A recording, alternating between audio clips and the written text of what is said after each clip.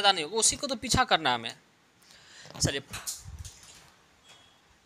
प्रथम बार संघर्ष के तरीकों के रूप में स्वदेशी एवं बहिष्कार किसके दौरान अपनाया गया था? बताइए, आंसर क्या आ जाएगा? कहीं कुछ सोचने लायक है चीज़ें? नहीं ना है, स्वदेशी से पता चल गया। चलिए, बंगाल विभाजन की बातें, ठीक है। बंगाल विभाजन 1905 में घोषित किया गया था, बंगाल का विभाजन हो जाएगा, घोषणा किया गया था। और इसका मुख्य कारण क्या था? देखिए, बंगाल जो था ना, पूरी तरह से बंगाल का क्षेत्र जो आता था वो उड़ीसा, बिहार, बंगाल, ये पूरा क्षेत्र आता था बंगाल के क्षेत्रों में, ठीक है, ये बंगाल के क्षेत्रों में आता था। लेकिन बंगाल में था क्या, यहाँ पर जनसंख्या का विभाजन किस प्रकार से समझिएगा, ये पूरब की तरफ जो बंगाल था इसमें मुस्लिम आबादी ज़्यादा था, ठीक है, और इधर हिंदू भी था प्लस मुस्लिम भी था। इसका मतलब ये नहीं हुआ कि इधर हिंदू नहीं था, इधर भी हिंदू था, लेकिन इधर मुस्लिम अधिक मुस्लिम और इधर अधिक हिंदू था। तो आपको पता है कि बंगाल जो था ना, ये अंग्रेज़ों का सबसे प्रमुख केंद्र था, जहाँ से अंग्रेज को अधिक से अधिक राजस्व आता था, नील की खेती करवाई जाती थी, उपजाऊ क्षेत्र था बंगाल का क्षेत्र, बिहार का क्षेत्र, उड़ीसा का क्षेत्र, इसीलिए करके टैक्स अधिक मिलता था। और आप देखिएगा कि सबसे ज़्यादा अंग्रेज के खिलाफ आंदोलन भी जो हुआ है, जब आंदोलन का आएगा अगर कोई सवाल तब हाँ आंदोलन हम लोग पढ़ेंगे, तो सबसे ज़्यादा बिहार और बंगाल में ही अंग्रेज के खिलाफ आंदोलन हुआ है, सबसे ज़्यादा बंगाल में, क्योंकि बंगाल का शोषण अधिक हुआ अंग्रेज़ों के द्वारा, इसीलिए करके अलग अलग आंदोलन अलग अलग तबके के लोग किए। तो इसीलिए करके अंग्रेज ये सोचा कि बंगाल में अगर हिंदू और मुसलमान को तोड़ दिया जाए, तब जितना भी आंदोलन होगा ना, अगर हिंदू आंदोलन करेगा, मुसलमान उससे अलग रहेगा, तो हम ये कह करके उसको दबा देंगे कि ये हिंदू का साजिश है अंग्रेज़ों के खिलाफ, और आराम से दबा देंगे, कोई आंदोलन नहीं है, ये साजिश है। और जब मुसलमान कोई आंदोलन करेगा तब ये कह करके दबा देंगे ये मुसलमान का साजिश अंग्रेज़ों के खिलाफ है, ताकि हमें दबाने में आसान होगा, आंदोलन का नाम ही नहीं पड़ेगा, साजिश का नाम दे देंगे। समझ में आई बात है कि नहीं है? इसी सोच के साथ मेन ये चीज़ें था, मेनली इसका जो बजट था विभाजन का वो राजनीतिक पर्पस था, ठीक है। लेकिन अंग्रेज क्या किया, बताया कि ये प्रशासन की व्यवस्था मजबूत करने के लिए हम बंगाल और बिहार का विभाजन करेंगे, क्योंकि बंगाल की आबादी काफ़ी अधिक हो गई है, बंगाल का क्षेत्र बड़ा हो चुका है। उस समय कर्जनमा था, याद रखिएगा, लॉर्ड कर्जन था, ठीक है, वायसराय जो था लॉर्ड कर्जन था। वो तथ्य दिया कि बंगाल की आबादी काफ़ी ज़्यादा हो चुका है, इसका क्षेत्र बहुत बड़ा है, इसीलिए करके प्रशासन करने में समस्याएं आती है, इसीलिए करके बंगाल और बिहार का विभाजन किया जाएगा ताकि प्रशासनिक व्यवस्था मजबूत हो। लेकिन वाकई में इसका मंशा था राजनीतिक विभाजन, कि हिंदू और मुसलमान के आधार पर इसको अगर बांट देंगे हम, तो होगा क्या कि हमेशा इसको भड़का के रखेंगे मुसलमानों को। मुसलमान तो वैसे भी अभी भी उतना शिक्षित नहीं होता है, बहुत कम मुसलमान शिक्षित होता है। आप देखिएगा कि बहुत सारे मुसलमान के बच्चे नहीं पढ़ते हैं। अभी अपना कोचिंग में पता है, इतने बच्चों में केवल 2 मुसलमान मान लीजिए लड़की पढ़ती है, केवल 2, एगो सुबह में आती है, एगो शाम में आई थी, वो 2। आप समझ सकते हैं कि कितना मुसलमान शिक्षित, अब उस समय कितना शिक्षित होगा बताइए। उन्हें पीछे में बैठती थी, उसका तबीयत खराब है इसलिए नहीं आ रही। तो ये चीज़ें हैं, तो वही चीज़ बता रहे हैं आपको। तो इसीलिए करके उस समय भी शिक्षित था नहीं, वो अंग्रेज़ों के बातों में आ गया, और अंग्रेज़ों के बातों में आने वाला पहला व्यक्ति था आगा खां और सलीमुल्लाह, जो ढाका का नवाब था। उसी के बहकावे में आकर के मुसलमानों को पृथक कर दिया, अंग्रेज़ों के समर्थन में ले आया, और अंग्रेज उसको आश्वासन दिया कि अगर आप हिंदू से अलग हो जाएंगे, आपका क्षेत्र जब अलग हो जाएगा ना, तो यहाँ पर बहुत ज़्यादा अंग्रेज़ों के द्वारा ध्यान दिया जाएगा, यहाँ पर विकास का काम किया जाएगा, विशेष व्यवस्था की जाएगी मुसलमानों के लिए, निर्वाचन की व्यवस्था विशेष की जाएगी।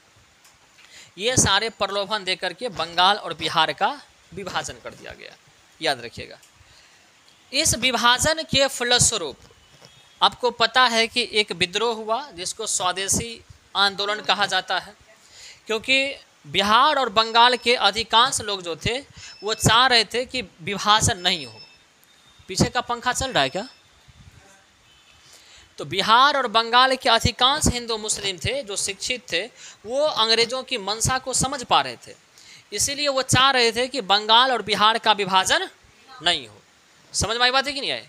लेकिन उसी में जो अशिक्षित मुसलमान था या जो समझ नहीं पाया बातों को, अंग्रेजों के चालों को पढ़ नहीं पाया, वो इसका समर्थन कर रहा था कि हाँ अलग हो जाएंगे तो हमारा विकास तेजी से होगा, जल्दी होगा, इस बात को लेकर के। ठीक है, उसमें बिहार के भी एक व्यक्ति थे जो बंगाल विभाजन का समर्थन कर रहे थे, डॉक्टर सच्चिदानंद सिन्हा। याद रखिएगा, डॉक्टर सच्चिदानंद सिन्हा बिहार के ऐसे व्यक्ति थे जो बंगाल विभाजन का समर्थन कर रहे थे, क्योंकि उनका मानना यह था कि बिहार बंगाल के अधीन रह करके बिहार का कभी विकास नहीं हो सकता है, क्योंकि ये सब दिन जो विकास होता है, गवर्नर जनरल, वायसराय, ये सब कोलकाता में रहता है, सारी प्रशासनिक व्यवस्था कोलकाता से होता है, बंगाल से होता है, तो केवल और केवल बिहार उसके साथ घसीटा जा रहा है। कोई भी कॉलेज, कोई भी यूनिवर्सिटी बिहार में या किसी भी प्रकार का विकास नहीं हो रहा है। अगर विभाजित हो जाएगा, बंगाल से अलग हो जाएगा बिहार, तो फायदा ये होगा कि बिहार पर भी ध्यान दिया जाएगा। ये सच्चिदानंद सिन्हा का मानना था। इसीलिए करके आधुनिक बिहार का निर्माता जो है ना, वो डॉक्टर सच्चिदानंद सिन्हा को माना जाता है। समझ में आई बात है कि नहीं आई? याद रखिएगा ये चीज़ें। तो ये सारी बातें थी। बाद में जाकर के जब स्वदेशी आंदोलन होता है बंगाल विभाजन को लेकर के, अक्टूबर में शुरू होता है, अक्टूबर 1905 में, तो तिलक जी और लाला लाजपत राय जैसे जो नेता थे, पिछले क्लास में भी हम बताए, वो चाह रहे थे कि स्वदेशी आंदोलन को पूरे देश में फैलाया जाए, पूरे राष्ट्र स्तर पर स्वदेशी आंदोलन हो, ताकि और दूसरी बार कभी इस तरह का विभाजन ना हो। लेकिन जो नरम दल के नेता जुड़े हुए थे इससे, वो सब चाह रहे थे कि नहीं, क्योंकि बंगाल और बिहार का विभाजन हुआ है तो ये आंदोलन सीमित रूप से बिहार और बंगाल तक ही रहना चाहिए, इसीलिए करके पूरे भारत में फैलाने की आवश्यकता नहीं है। इसीलिए करके मतभेद भी हुआ था। बाद में जाकर के यही सब कारण बना जो नरम दल और गरम दल का विभाजन हुआ। तो इस तरह से पहला स्वदेशी आंदोलन जो प्रयोग किया गया था बंगाल विभाजन के समय, और इसकी घोषणा जो की गई थी लॉर्ड कर्जन के द्वारा शिमला से की गई थी। कहाँ से की गई थी? शिमला से। याद रखिएगा, क्योंकि उस समय दूसरी राजधानी हुआ करती थी शिमला, पहली राजधानी कोलकाता, दूसरी राजधानी शिमला, क्योंकि गर्मी अंग्रेजवा को बहुत ज़्यादा लगता था, तो गर्मी के दिन में वो भाग जाता था शिमला, और जब ठंड का मौसम आता था तब चलाता था कोलकाता। समझ में आई बात है कि नहीं है? आप देखिए, घोषणा भी किया गया जुलाई के महीना में। जुलाई के महीना में कितनी गर्मी होती है, तो स्वाभाविक बात है कोलकाता में नहीं रहेगा। कहाँ चल जाएगा वो? शिमला चल जाएगा। चलिए, स्वदेशी आंदोलन के बारे में थोड़ा सा देख लेते हैं। 19 जुलाई 1905 को लॉर्ड कर्जन के द्वारा शिमला से बंगाल विभाजन की घोषणा की गई। ठीक है, लॉर्ड कर्जन ने प्रशासनिक असुविधा को बंगाल विभाजन का कारण बताया, अवश्य बताया, कारण बताया, परंतु वास्तविक कारण उसका प्रशासनिक नहीं बल्कि राजनीतिक मंशा था, राजनीतिक रूप से अलग करना चाहता था। सुरेंद्र नाथ बनर्जी, पृथ्वी चंद्र राय, कृष्ण कुमार मित्र जैसे बंगाल के नेताओं ने बंगाली, हितवादी एवं संजीवनी जैसे अखबारों के द्वारा विभाजन के प्रस्ताव का क्या किया? आलोचना किया। ये जो सुरेंद्र नाथ बनर्जी थे, ये इनका पत्रिका था बंगाली, ये बंगाली पत्रिका में इस बंगाल विभाजन का विरोध किए। पृथ्वी चंद्र राय जो थे, इनका जो पत्रिका था हितवादी, इसमें ये विरोध किए। और कृष्ण कुमार मित्र जो थे, इनका पत्रिका था संजीवनी, इसमें इन्होंने बंगाल विभाजन का विरोध किया, आलोचना किया। सबसे पहले स्वदेशी आंदोलन शब्द का प्रयोग जो किया गया था वो संजीवनी पत्रिका में ही कृष्ण कुमार मित्र किए थे। याद रखिएगा, सबसे पहले स्वदेशी शब्द का प्रयोग या स्वदेशी आंदोलन शब्द का प्रयोग वो संजीवनी पत्रिका में कृष्ण कुमार मित्र के द्वारा किया गया था। इस बात को ध्यान में रखिएगा। जब 19 जुलाई 1907 को, देखिए जुलाई में घोषणा होता है और 7 अगस्त को, अगले महीने 7 अगस्त को 1905 को कोलकाता के टाउन हॉल में स्वदेशी आंदोलन की घोषणा की गई कि अगर बंगाल का विभाजन होता है तो भारतीय लोग क्या करेगा? स्वदेशी आंदोलन करेगा। समझ में आई बात है कि नहीं है?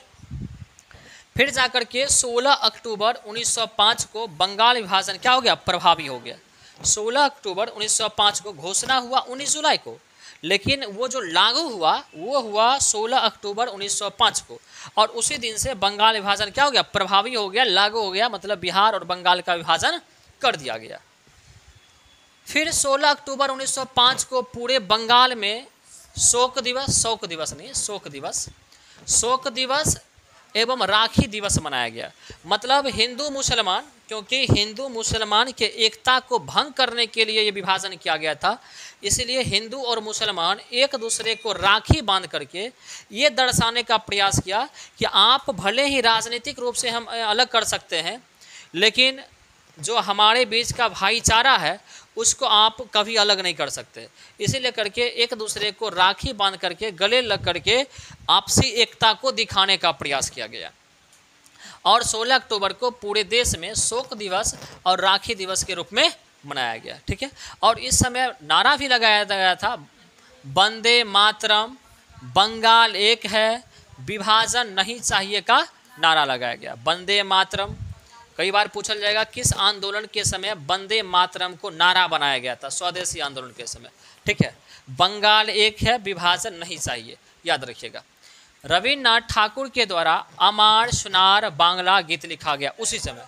रविन्द्रनाथ टैगोर के द्वारा, याद रखिएगा कि अमार सोनार बांग्ला उसी समय स्वदेशी आंदोलन के समय ही इसको रचित किया गया था। उस समय ये गीत गा करके लोग आंदोलन कर रहे थे। स्वदेशी आंदोलन का विचार सर्वप्रथम कृष्ण कुमार मित्र के पत्र संजीवनी में 1905 में प्रस्तुत किया गया था। फिर बाद में जाकर के क्या होता है कि ब्रिटेन का जो राजकुमार होता है, जिसका नाम क्या होता है, उस समय सम्राट भी होता है, वो जॉर्ज पंचम, वो भारत जब आ रहा था ना, तो उसका स्वागत किया जा रहा था ब्रिटिश सरकार के द्वारा, मतलब अंग्रेजी सरकार के द्वारा।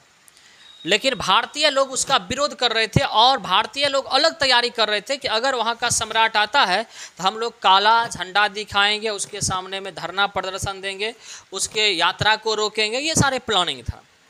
तो स्वाभाविक बात है कि किसी देश का अगर राजा आ रहा है और उसको वो देश झंडा काला दिखाएगा, उसको भगाने का प्रयास करेगा जो गुलाम है, और इतना बड़ा शक्तिशाली देश जो 57-60 देशों को गुलाम बनाए हुए था, उस देश का राजा आ रहा था, तो स्वाभाविक बात है कि प्रभाव पड़ेगा।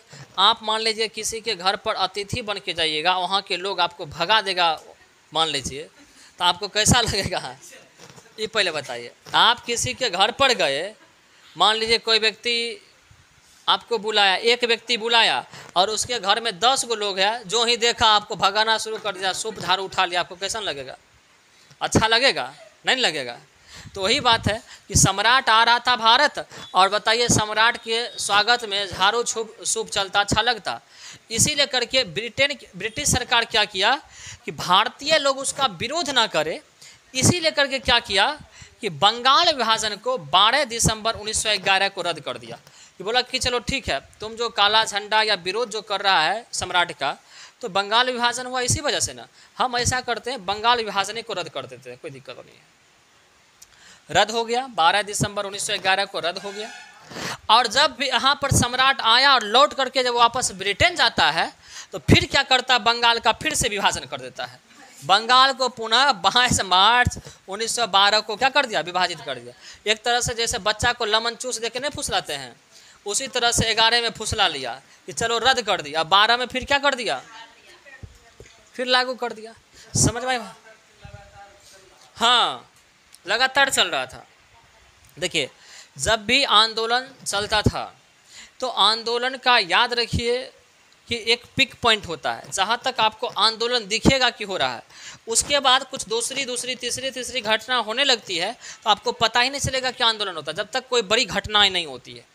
जैसे कि अभी भी वर्तमान में आप देखते हैं, जब सरकार के खिलाफ धरना प्रदर्शन होता, किसान दिए हुए था धरना, जब किसान मरता था या किसान कहीं लाल किला पर चढ़ गया, तब जाके पता चला कि हाँ किसान धरना दे रहा है, जबकि किसान 2 साल से धरना दे रहा था, कोई नहीं जान रहा था। समझ में आई बात है कि नहीं है? तो तो इस तरह से लगातार विरोध चलता था। ऐसा नहीं कि विभाजन कर दिया 1905 में विरोध के बस छोड़ दिए, हम लोग लगातार प्रयास कर रहे थे कि इसको रद्द किया जाए, और उसी का परिणाम हुआ कि 11 में रद्द हुआ, और फिर नया परिणाम आया कि 12 में फिर से लागू हो गया। तो 22 मार्च 1912 को बंगाल और बिहार का विभाजन हो गया। और बीपीएससी हर बार सवाल पूछता है, एक को साल नहीं छोड़ता है, हर साल ये बात पूछता है कि बंगाल से बिहार कब अलग हुआ, या बिहार राज्य का गठन कब हुआ। तो याद रखिएगा 22 मार्च 1912 को, इसी समय हम लोग बंगाल से अलग हुए थे। समझ में आई बात है कि नहीं है? देखिए 4-5 सवाल 10 सवाल ऐसा है ना बीपीएससी का, एकदम आउटे होता है, 8-10 सवाल आउटे होता है बीपीएससी का हमेशा। एक ये हो गया 1857 की क्रांति से हो गया, तो ये सारे सवाल इसका आउटेड रहता है। कुछ सवाल ऐसा होता है कि बार बार रिपीट करता है। चलिए बिहार सोशलिस्ट पार्टी हो गया। चलिए अबुल कलाम आज़ाद के द्वारा किस पत्रिका को संपादित किया गया था, बताइए किस पत्रिका को संपादित किया गया था? दरोगा में भी पूछा था आपको, दरोगा के पीटे में भी पूछा था ना, बिहार पुलिस में भी पूछा ना, और बीपीएससी में भी पूछा है। देखिए तो देखिए कुछ सवाल ऐसे होता है कि इतना इम्पोर्टेंट है ना कि हर एग्जामे वाला उसको चाहता है कि हम अपना छाप दें ताकि लगे कि स्तर बेहतर हो। तो अब अबुल कलाम आज़ाद के बारे में आप जानते ही हैं कि इन्होंने अल हिलाल पत्रिका को प्रकाशित किया था। अबुल कलाम आज़ाद ये कांग्रेस के सबसे युवा अध्यक्ष बने थे, ठीक है, और सबसे लंबे समय के लिए बने थे, सबसे लंबा समय का अध्यक्ष, सबसे लंबा समय के अध्यक्ष बने थे। एक बार बने थे 1923 में दिल्ली अधिवेशन में, और एक बार बने थे 1940 से लेकर के 1945 तक रामगढ़ अधिवेशन। क्या कोई समस्या है क्या? तो देखिए 1923 में देखिए हर साल जो बनता था ना अध्यक्ष, 1 साल के लिए बनता था। जैसे कि 28 से 30 दिसंबर को हर साल बैठक होता था। अगर मान लीजिए 1923 में 28 से 30 दिसंबर को बैठक हुआ और ये अध्यक्ष बने हैं, तो ये अगला साल मतलब क्या 1924 ईस्वी तक 28 दिसंबर तक यही अध्यक्ष होते। फिर 28 दिसंबर को नया अध्यक्ष चुना जाता, फिर अब वो 1 साल रहते, और जो भी कांग्रेस पार्टी किसी भी प्रस्ताव को या किसी भी चीज़ को पारित करता तो अध्यक्ष के देखरेख में करता। समझ में आई बात है कि नहीं?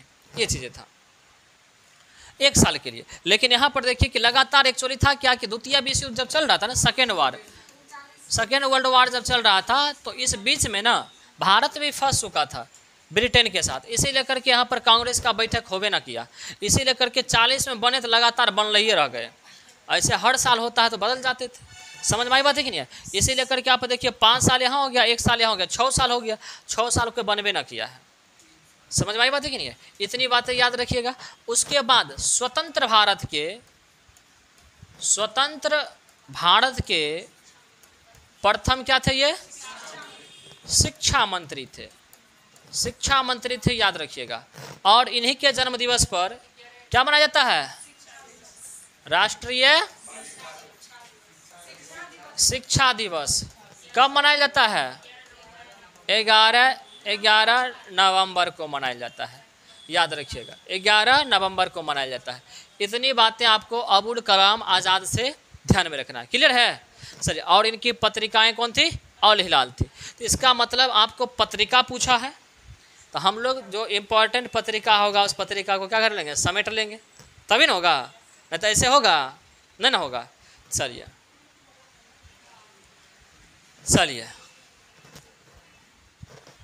क्या हुआ?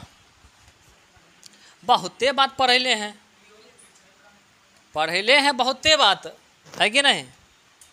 और हम क्या करें? एक बात बताइए, आपको लगता होगा कि सर एक ही चीज़ डाल देते हैं सब में। हम क्या करें? एक ही चीज़ जब बार बार सभ्य आयोग पूछता है, दरोगो वाला पूछ लेता है, बीपीएससीओ वाला पूछ लेता है, बिहार एसएससीओ वाला पूछ लेता है, तो हम क्या करें बताइए? हमर तो इसमें गलती नहीं है। नया सवाल पूछेगा तब नया डिस्क्रिप्शन हम तैयार करेंगे। घूर फिर को वही बात पूछता है कि नहीं? तो द हिंदू ये किन की पत्रिकाएं थी? जी सुब्रमण्यम अय्यर का, जी सुब्रमण्यम अय्यर का द हिंदू था, ये राष्ट्रवादी पत्रिकाएं थी। केसरी आप जानते ही हैं, बाल गंगाधर धार नहीं, बाल गंगाधर तिलक। टाइपिंग मिस्टेक हो सकता है क्योंकि टाइपिस्ट कोई है नहीं, सब कुछ अपने से होता है, इसीलिए समझने लायक मिस्टेक होगा, इन्हें कि पूरा का पूरा मिस्टेक होगा। बंगाली ये नेशन इन मेकिंग, ये सुरेंद्र नाथ बनर्जी का होगा। अभी जस्ट बताया कि बंगाली पत्रिका से उन्होंने बंगाल विभाजन का विरोध किया। इसके अलावा हिंदुस्तानी ये गंगा प्रसाद वर्मा का था, ये भी सवाल बीपीएससी पूछे हुए हैं, ये भी पूछे हुए हैं, और आप जाकर के देखिएगा 64वीं वाला में मैचिंग करने के लिए आया था। सुधारक ये गोपाल कृष्ण गोखले का है, याद रखिएगा। रस्त गफ्तूर और poverty and un British rule in India, ये किसका है? दादा भाई नौरोजी का है, याद रखिएगा। दादा भाई poverty and un British rule in India में धन के निष्कासन का सिद्धांत दिया गया है। धन के निष्कासन को ही हम लोग धन के पलायन का सिद्धांत या धन के बहिर्गमन का सिद्धांत कहते हैं। धन के पलायन का सिद्धांत या धन के बहिर्गमन का सिद्धांत। इसका मतलब ये हुआ कि इस बुक में ना दादा भाई नौरोजी ये बताए हैं कि भारत का धन कैसे अंग्रेज यहाँ से उठा करके ब्रिटेन प्रत्यक्ष या अप्रत्यक्ष तरीका से ले जा रहा है। तो इसी को कहा गया धन का पलायन, कि भारत से धन का पलायन कैसे हो रहा है, भारत से धन कैसे ब्रिटेन भेजा जा रहा है। इसके बारे में सबसे पहले दादा भाई नौरोजी ने poverty and un British rule in India में बताया, ठीक है। और इसी पुस्तक में 1866 में इन्होंने सबसे पहले राष्ट्रीय आय का आकलन किया था। राष्ट्रीय आय पूछा जाएगा, राष्ट्रीय आय का आकलन सबसे पहले किसने किया था? दादा भाई नौरोजी। और इस समय भारतीयों का प्रति व्यक्ति आय 20 रुपया बताए थे, प्रति व्यक्ति 20 रुपया वार्षिक आय बताए थे, याद रखिएगा। समझ में आई बात है कि नहीं है? इतनी बातें आपको ध्यान में रखना, क्लियर है? चलिए अगला है संवाद कौमुदी प्रिसेप्ट्स ऑफ जीसस होगा, छूट गया है। प्रिसेप्ट्स ऑफ जीसस मीरात उल अखबार, ये राजा राम मोहन राय के द्वारा जारी पत्रिका है, याद रखिएगा। संवाद कौमुदी प्रिसेप्ट्स ऑफ जीसस मीरात उल अखबार, राजा राम मोहन राय का। क्या कोई दिक्कत है क्या? कौन? मीरात उल अखबार, हाँ पूछवे करेगा। देखिए पत्रिका इससे बाहर आपको नहीं जाएगा। आप देख रहे हैं ना, एक बार डिस्क्रिप्शन में डाल दिए तो वही सब में डाल रहे हैं, एक भी बाहर ना जाता है, दूसरा जोड़ेंगे। अभ्युदय लीडर का हिंदुस्तान में, ऐसे याद रखेंगे। अभ्युदय लीडर का हिंदुस्तान में मदन मोहन मालवीय। अभ्युदय लीडर का हिंदुस्तान में, ऐसे याद रखिए कि हिंदुस्तान में लीडर का क्या हुआ है? उदय हुआ है, इसीलिए याद रखेंगे अभ्युदय लीडर का हिंदुस्तान में किसके रूप में? मदन मोहन मालवीय के रूप में। मदन मोहन मालवीय याद रखिएगा, यही है जो BHU की स्थापना किए थे। BHU की स्थापना बनारस हिंदूज यूनिवर्सिटी की स्थापना 1916 में किए थे, ये बातें याद रखिएगा। और इसके अलावा जालियांवाला बाग हत्याकांड का जांच करने के लिए इन्हीं की अध्यक्षता में जो है सो एक समिति बनाई गई थी, मदन मोहन मालवीय की अध्यक्षता में, याद रखिएगा। हंटर कमेटी अंग्रेजों ने बनाया, लेकिन हंटर कमेटी अंग्रेजों के द्वारा जांच करने के लिए समिति बनाई गई थी, लेकिन भारतीयों पर उस पर यकीन नहीं था उस कमेटी पर, इसीलिए करके भारतीय लोग खुद इनके मदन मोहन मालवीय की अध्यक्षता में एक कमेटी का गठन किया था। समझ में आई बात है कि नहीं है? जिसमें गांधी जी भी शामिल थे। चलिए यंग इंडिया नवजीवन हरिजन, ये महात्मा गांधी के द्वारा जारी पत्रिका है, याद रखिएगा। यंग इंडिया नवजीवन हरिजन, ये सारे पत्रिकाएं हैं। और हिंद स्वराज माँ एक्सपेरिमेंट विथ ट्रुथ, ये सारे जो है महात्मा गांधी का किताब है, याद रखिएगा। और यंग इंडिया नवजीवन हरिजन, ये महात्मा गांधी का क्या है? पत्रिका है। तो देखिए ये गांधी जी का जितना फोटो मिलता होगा ना आपको, कैसा मिलता है? ओल्ड मिलता है। गांधी जी का जितना भी फोटो, जवान वाला जल्दी फोटो मिलता है, रुपया पर देखिए बूढ़ा वाला, तो है बूढ़ा, लेकिन पत्रिका कैसा निकालते हैं? यंग वाला। खुद हैं ओल्ड, लेकिन पत्रिका निकाल रहे हैं यंग। और जब खुद अगर ओल्ड हो गए हैं, बूढ़ा हो गए हैं, तो चाहेंगे कि हमको नया जीवन मिले, नव जीवन। बूढ़ा हो गए इसलिए क्या चाह रहे हैं अब वो नया जीवन, समझ में आया, ठीक है, नव जीवन। और इसके अलावा याद रखिएगा हॉरिजन, ठीक है। उसके बाद है बंदी जीवन, ये सचिंद्र नाथ सन्याल के द्वारा जारी किया गया बंदी जीवन। डिस्कवरी ऑफ इंडिया और ग्लिम्पसेज ऑफ वर्ल्ड हिस्ट्री, ये नेहरू जी के द्वारा जारी किया गया था, ठीक है। India wins freedom, India wins freedom, ये अबुल कलाम आज़ाद की पत्रिका है। और अल हिलाल, ये भी पत्रिका है, ये पुस्तक है और ये पत्रिका है अल हिलाल, अबुल कलाम आज़ाद का इंडिया विंस फ्रीडम। और विंग्स ऑफ फायर किसका है, wings of fire APJ Abdul Kalam का, wings of fire APJ Abdul Kalam, ये लिखाए थे एक दिन क्या, इसी बैच में लिखाए थे ना, चलिए। उसके बाद है कर्मयोगी, युगांतर, लाइफ डिवाइन, ये किनका है, अरविंद घोष का। और इसके अलावा वंदे मातरम भी, ठीक है। कामरेड हमदर्द, ये मोहम्मद अली जिन्ना का। देखिए मुसलमान में ना अपना देश को वो कौम कहता है, कभी भी मुसलमान का भाषण सुनिएगा ना, कहेगा कि हमारे कौम में इतना ये है, तो याद रखिएगा वो अपने देश को कौम कहता है। तो याद रखेंगे कि काम यहाँ लिखा है कॉमरेड, हम लोग कॉमरेड नहीं याद रखेंगे, हम लोग कौम याद रखेंगे, कॉमरेड, ठीक है। तो अपने कौम के लिए हमदर्द किसको था, मोहम्मद अली जिन्ना को था, याद रखिएगा।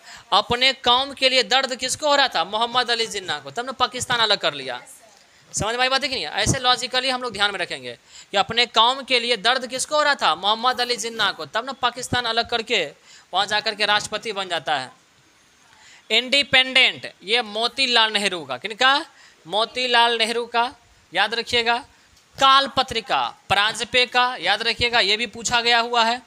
इंडिया डिवाइडेड और सत्याग्रह इन चंपारण, ये राजेंद्र प्रसाद का है। सोम प्रकाश, ये ईश्वर चंद्र विद्यासागर का है। और याद रखिएगा इन्हीं के प्रयास से 1856 ईस्वी में विधवा पुनर्विवाह अधिनियम लागू किया गया था। और ये जो लागू हुआ था किसके समय में, कौन सी ना, डलहौजी रहेगा, ठीक है। सती प्रथा विलियम बेंटिक देगा, राजा राम मोहन राय, चलिए, ठीक है। विधवा पुनर्विवाह। बंगाल गजट याद रखिएगा, ये भारत की पहली पत्रिका है। बंगाल गजट भारत की पहली पत्रिका है, 1780 में जेम्स हिक्की के द्वारा जारी किया गया था, ठीक है। इंडियन मिरर, ये द्वारिकानाथ टैगोर और देवेंद्रनाथ टैगोर के द्वारा ये जारी किया गया था, याद रखिएगा। मिरर हमेशा कहाँ पर लगल रहता है, द्वार पर। मिरर कहाँ लगल रहता है, द्वार पर लगल रहता है, ठीक है, याद रखिएगा। और तब उसमें हम लोग कैसा दिखते हैं, गोड़ दिखते हैं, कैसा दिखते हैं, देवेंद्रनाथ टैगोर है ना, तो मिरर लगल रहेगा द्वार पे और द्वार पर लगल रहेगा तो हम लोग कैसा दिखेंगे, गोड़ दिखेंगे, देवेंद्रनाथ टैगोर, ठीक है। चलिए अगला, क्या बोले, मिरर नहीं समझते, इंडियन मिरर अलग है, हाँ। चलिए 1906 में आयोजित भारतीय राष्ट्रीय कांग्रेस के कलकत्ता अधिवेशन में भारत के लिए स्वराज का झंडा किसके द्वारा फहराया गया था, बताइए आज। क्या, दादा भाई नौरोजी, वो अध्यक्ष थे ना, वही फहराए थे। चलिए आंसर हो जाएगा दादा भाई नौरोजी। चलिए बहुत बढ़िया। तो कांग्रेस का देखिए अधिवेशन पूछा है, पहला सेट में भी 2 कांग्रेस का अधिवेशन पूछा था, 69वीं में और 68वीं में भी देख लीजिए कांग्रेस का अधिवेशन पूछा है। एक भी BPSC का ऐसा एग्जाम नहीं है जिसमें कांग्रेस का अधिवेशन वो ना पूछा है।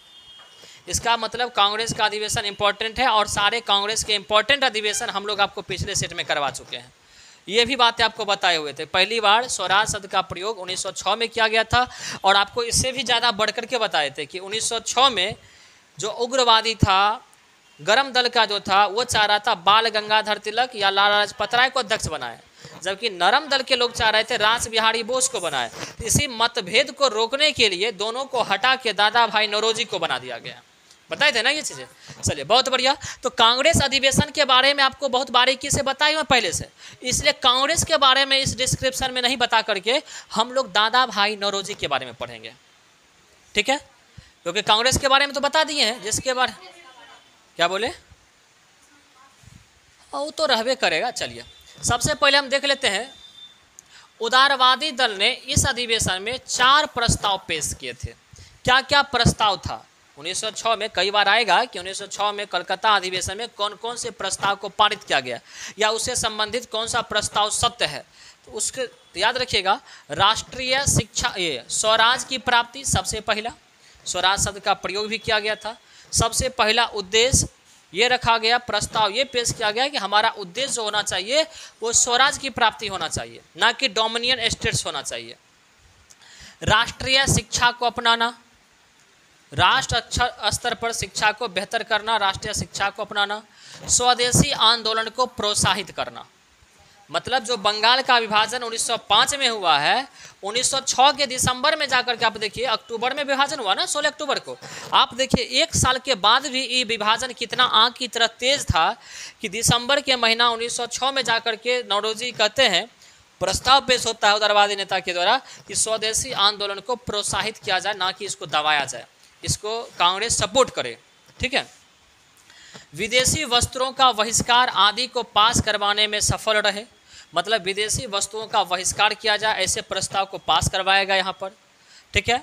समाचार पत्र रश्तगोफ्तार यानी रश्तगफ्तुर जो लिखाए थे, जो सच बता, हिंदी में इसको कहते हैं सच बताने वाला, रश्तगफ्तुर का मतलब क्या होता है, सच बताने वाला। पारसी धर्म से संबंधित दादा भाई नौरोजी के द्वारा जारी किया गया था यह पत्रिका, अभी जस्ट बताए थे। ये 4 तो प्रस्ताव हो ही न गया। अब ये अलग पॉइंट्स है कि समाचार पत्र जो रश्तगफ्तुर है, जिसे कहा गया सच बताने वाला, ये पारसी धर्म से संबंधित दादा भाई नौरोजी ने पारित किया था। दरोगा में सवाल पूछा, कैसे पूछा पता है आपको, ये सवाल पूछा कि समाचार पत्र रश्तगफ्तुर सच बताने वाला दादा भाई नौरोजी के द्वारा जारी किया गया किस धर्म से संबंधित था, तो पारसी धर्म से सवाल ये पूछा गया था, ठीक है, कि किस धर्म से संबंधित ये पत्रिका था, तो याद रखिएगा पारसी से। लेकिन ये पत्रिका जो था ना, आंग्ल और गुजराती भाषा में लिखल था, समझ में आई बात है कि नहीं आए। तो पहले पूछल जाता था कि पत्रिका किसका है, तब पूछल जाने लगा कि इस किस धर्म से संबंधित है। कल के डेट में हो सकता है कि कौन भाषा से संबंधित है, इसीलिए हम भाषा भी लिख दिए, आंग्ल गुजराती भाषा में पत्रिकाएं लिखी गई थी। क्लियर है। चलिए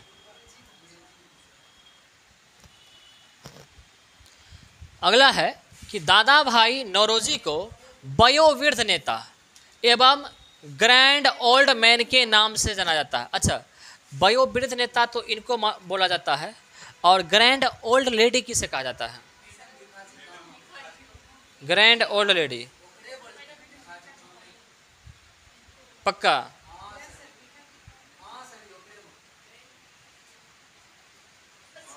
अरुणा आसफ अली को ना, हाँ, उसको तो भारतीय स्वतंत्रता की जननी कहा जाता है ना, मैडम भिखाजी कामा को, मैडम भिखाजी कामा को।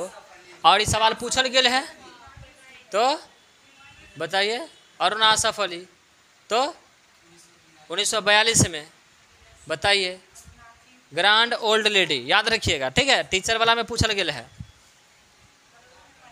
चलिए, सब बात हम पढ़ाए हुए हैं आप लोग को, जो पुराने बच्चे हैं वो सबको सब बात हम पढ़ाए हुए हैं, लेकिन आप लोग एक भी सवाल ऐसा लगता है या डिस्क्रिप्शन का एक भी लाइन ऐसा लगता है कि जो हम आपको नहीं पढ़ाए होंगे, इक्का दुक्का ऐसा लगता होगा। जैसे कि अभी भाषा वाला शब्द जोड़ा गया, कौन भाषा में था, ये सब इक्का दुक्का लाइन लगता हुआ, लेकिन मोटा मोटी तो सब लगता पढ़ा हुआ है, और वही सारी बातें आपको पूछा भी जा रहा है। क्या कोमल बोलो, अभी लगेगा कम से कम 15 मिनट, बैठो न, कोनो को पड़ेगी। चलिए, सर्वप्रथम धड़ के निष्कासन या बहिर्गमन या पलायन के सिद्धांत को दादा भाई नौरोजी ने अपनी पुस्तक poverty and un British rule in India में वर्णित किया। ये बातें भी बोले हैं। दादा भाई नौरोजी 3 बार, सबसे अधिक बार 1886 में, 1893 में, 1906 में कांग्रेस के अध्यक्ष बने थे। ठीक है, क्या बोले, 3 बार बने थे। वो 2 बार वार्षिक में बने थे और 1 बार विशेष में बने थे, और ये 3 बार वार्षिक में बने हैं। दोनों में अंतर ही है, ठीक है। चलिए, CY चिंतामणि ने दादा भाई नौरोजी के विषय में कहा था कि, इनके बारे में कहा था कि भारत के सार्वजनिक जीवन को अनेक बुद्धिमान एवं निस्वार्थ नेताओं ने सुशोभित किया, परंतु हमारे युग में कोई भी दादा भाई नौरोजी के जैसा नहीं था। इनका कहना यह था कि भारत के सार्वजनिक जीवन को अनेक बुद्धिमानों ने निस्वार्थ पूर्वक सुशोभित किया है, मतलब सेवा किया भारत को, लेकिन हमारे युग में दादा भाई नौरोजी के जैसा कोई नहीं है। समझ में आई बात है कि नहीं आई? इनका कहना यह था, क्या बोले, हाँ ये पूछा गया है कि ये कथन दादा भाई नौरोजी, पूरा लाइन दे दिया था, हाँ ये किसने कहा था, तो आंसर ये दिया हुआ था CY चिंतामणि ने, ठीक है, पूछा गया सवाल है। चलिए आगे बढ़ा जाए। ऑल इंडिया हरिजन संघ की स्थापना 1932 में किसके द्वारा की गई? बताइए आंसर क्या आ जाएगा? ऑल इंडिया हरिजन संघ। देखिए हरिजन जो ही आ जाएगा ना तो याद रखिएगा महात्मा गांधी। हरिजन का मतलब ही महात्मा गांधी, ठीक है। हरिजन पत्रिका भी जारी किए 1932 में, इन्होंने हरिजन संघ की स्थापना किया, याद रखिएगा इतनी बातें। चलिए, गांधी तो खुद अपने आप में एक युग है, जिनको पढ़ने में आपको 4-5 क्लास लग जाएगा, इसलिए करके इसमें डिस्क्रिप्शन दे ही क्या सकते हैं, कितना दे सकते हैं, है कि नहीं। गांधी युग ही है एक। तो चलिए अब गांधी से जुड़ा हुआ थोड़ा सा चीज़ें हम लोग देख लेते हैं मोटा मोटी, क्योंकि गांधी युग तो इतना बड़ा है कि हम लोग उतना डिस्क्रिप्शन में नहीं कर सकते हैं, लेकिन मोटा मोटी चीज़ देख लेते हैं कि पूना समझौता आपको पता है कि 1932 में होता है, पूना पैक्ट। ये क्यों होता है, ये बात आपको पता ही होगा कि जब गोलमेज सम्मेलन होता है, दूसरा गोलमेज सम्मेलन, तो गोलमेज सम्मेलन में जो अछूत होता है, दलित होता है, वो दलित का नेतृत्व जो करते हैं BR अम्बेडकर, ठीक है। और अम्बेडकर जी जो है ना, ये कहते हैं कि दलितों के लिए, जब ये जाते हैं गोलमेज सम्मेलन में, तो अंग्रेजों के पास अपना प्रस्ताव रखते हैं कि दलितों के लिए ना अलग प्रतिनिधित्व होना चाहिए, अलग प्रतिनिधित्व। जिस तरह से मुसलमानों को अलग प्रतिनिधित्व दिए हैं 1909 के तहत लॉर्ड मिंटो द्वितीय के द्वारा, उसी तरह से दलितों के लिए अलग से प्रतिनिधित्व दीजिए, तभी दलितों का उत्थान हो सकता है, समाज के उस स्तर पे आ सकता है जिस स्तर पर होना चाहिए बराबरी में। नहीं तो ऐसे नहीं हो सकता है, समाज के किसी भी वर्ग के लोग दलित का उत्थान नहीं चाहता है, इसीलिए अलग से। अनशन पर बैठने के बाद आपको पता है कि गांधी का सम्मान हर नेता करता था, जो उनके उम्र के बराबर था ना वो भी उनका सम्मान करता था। उसका रीज़न था कि गांधी के पीछे जनता पागल थी, और आपको पता है पब्लिक जिसके पीछे है वही सर्वे सर्वा है। आज मनी मेरा जो मुर्गा काटता था वो बताइए फिल्म शूटिंग कर रहा है, बताइए जनता उसके पीछे पागल है, बताइए जनता उसके पीछे पागल है। कोई बोलता ही रहे इतनी बात बोल करके, बताइए जनता उसके पीछे पागल है। वो लड़की बोलती है ना सोशल मीडिया पर, लड़की बोलती है जनता उसके पीछे पागल है, चाहे उसमें गुण रहे या ना रहे, बताइए। सही बात है ना कि लोग उसके गाली को सुन रहा है, लोग इतना, जनता इतना पागल है कि लोग गाली सुनने के लिए तैयार है। वो गाली देती है और आप गाली सुन के खुश होते हैं, उसको लाखों लोग देख रहा है। वही बात था उस समय गांधी के साथ कि गांधी के पीछे जनता पागल थी, इसीलिए करके सारे बड़े बड़े नेता भी उनके उम्र के समान जो नेता थे वो भी उनका सम्मान करते थे। इसीलिए करके जब अनशन पे बैठ जाते हैं ना तो अम्बेडकर जी सोचते हैं अगर गांधी को कुछ हो गया ना तो ये देश हमको माफ़ ना करेगा, इसीलिए करके चलो छोड़ दो प्रतिनिधित्व वाला बात, समझौते कर लो। तो गांधी और अम्बेडकर के बीच में इसी बात को लेकर के, प्रतिनिधित्व को लेकर के ही क्या हुआ, समझौता हुआ। देखिए इतनी बातें हम लिख नहीं सकते हैं, लेकिन आपको कहानी सुना दी, कभी ऐसा सवाल अगर भाषाई वाला आएगा तो आप कर सकते हैं सही, ये स्टोरी सुनल रहेगा तो इसी वजह से क्या हो गया, समझौता कर लेते हैं। और यही समझौता जो होता है ना, इसी को कहा गया पूना समझौता, पुणे पैक्ट कहा गया। समझ में आई बात है कि नहीं? 1932 में के बाद महात्मा गांधी, अच्छा जब ये समझौता हो जाता है तो उसके बाद महात्मा गांधी की रुचि सविनय अवज्ञा आंदोलन में नहीं रहा। जब ये समझौता हो जाता है ना तो इनको सविनय अवज्ञा आंदोलन करने का मन नहीं था, 32 में ऐसे भी स्थगित कर दिए थे। अब वह पूरी तरह से अस्पृश्यता विरोधी आंदोलन में रुचि लेने लगे। मतलब जो छुआछूत वाला जो था ना कि अंबेडकर को विश्वास दिलवाने के लिए, दलितों को विश्वास दिलवाने के लिए कि अगर आपको लग रहा है कि गांधी प्रतिनिधित्व का विरोध कर रहा है तो हम दलित का विरोध कर रहे हैं, ऐसा नहीं है। हम दलितों के लिए काम करेंगे लेकिन एकता को समाप्त होने नहीं देंगे। इसीलिए करके सविनय अवज्ञा आंदोलन को खत्म करके वो अछूतों के लिए, दलितों के लिए आंदोलन करना शुरू कर दिए। समझ में आई बात है कि नहीं है? इस प्रकार अखिल भारतीय अस्पृश्यता निवारण लीग की स्थापना हुई, जिसका नाम परिवर्तित करके हरिजन सेवक संघ कर दिया गया। पहले जो स्टार्टिंग में संस्था बनी उसका नाम रखा गया था अखिल भारतीय अस्पृश्यता निवारण लीग, और फिर बाद में जाकर के इसका नाम परिवर्तित करके हरिजन सेवक संघ कर दिया गया। समझ में आई बात है कि नहीं है? इतनी बात याद रखिए। और इस हरिजन सेवक संघ का पहले जो अध्यक्ष बने थे घनश्याम दास बिरला, इसके प्रथम अध्यक्ष बने थे। समझ में आई बात है कि नहीं है? चलिए, उसके बाद देखिएगा दलित वर्गों को हरिजन नाम कौन दिया था? गांधी जी ने दिया था। हरिजन, हरि का मतलब होता है भगवान, जो भगवान के बहुत करीब लोग हो उसे हरिजन इन्होंने कहा। हरिजन को खुश करने के लिए ऐसे शब्दों का प्रयोग किया गांधी जी। कि आपको लगता है कि हम दलित विरोधी हैं, ऐसा नहीं है, हम दलित के समर्थक हैं। और दलित जो है ना ये हरिजन है। हरि मतलब भगवान और जन मतलब लोग, जो भगवान से जुड़े हुए, सीधा भगवान से जुड़े हुए लोग हैं उसे हरिजन कहा गया। समझ में आई बात है कि नहीं है? तो उसके मनोबल को और बढ़ा दिया गया। जैसे कि अभी नरेंद्र मोदी नहीं, जो विकलांग होता था उसको खुश करने के लिए बोल दिया दिव्यांग बोलिए, विकलांग नहीं बोलिए, थोड़ा गला नहीं होता है, इनको दिव्यांग बोलिए अच्छा लगेगा, है कि नहीं? वो लंगड़ा भी सब खुश है तो आपको दिव्यांग बोला है कि नहीं? दिव्यांग का मतलब जिसके पास दिव्य अंग हो, अनोखा अंग हो। बताइए, टेर रहेगा तो अनोखा अंग हो गया। मजाक नहीं उड़ाते हैं, मतलब खुश करने के लिए। देखिए एक शब्द से लोग कितना खुश हो जाता है। चलिए, हरिजन कल्याण हेतु अखिल भारतीय अस्पृश्यता निवारण, क्या हो गया हो, दब गया।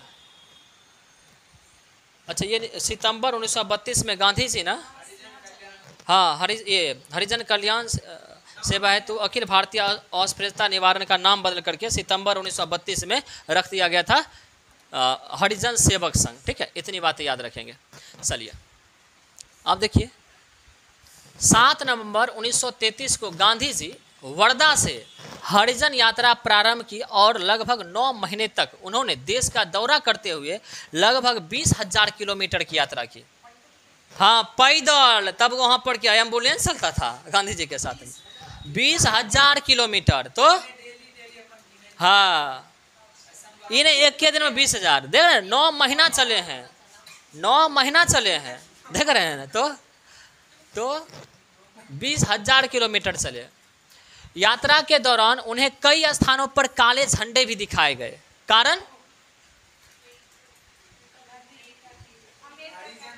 हरिजन तो था ही। 1931 में जो फांसी पड़ा था भगत सिंह को, तो पंजाब के क्षेत्रों में ना, पंजाब सिंध के क्षेत्रों में अभी भी गांधी को ना गांधी नहीं मानता है, क्योंकि अभी भी मानता है कि वो भगत सिंह का हत्यारा है गांधी। समझ में आई बात है कि नहीं आई? पंजाब के क्षेत्रों में। चलिए, काले झंडे दिखाए गए और उनकी सभाओं को भंग कर दिया गया तथा उनके विरुद्ध पर्चे बांटे गए कि गांधी आएगा तो भगा देना यहाँ से, गांधी का भाषण कोई नहीं सुनना है। समझ में आई बात है कि नहीं है? इस तरह से, क्योंकि भगत सिंह का क्षेत्र पंजाब था, पंजाब के बेटा थे, और सब पंजाबी लोग या और पूरे भारतीय, पंजाब क्या क्रांतिकारी थे, देश के क्रांतिकारी थे, सब चाह रहे थे कि उनको बचाया जाए। तो पंजाब, लाहौर, कराची,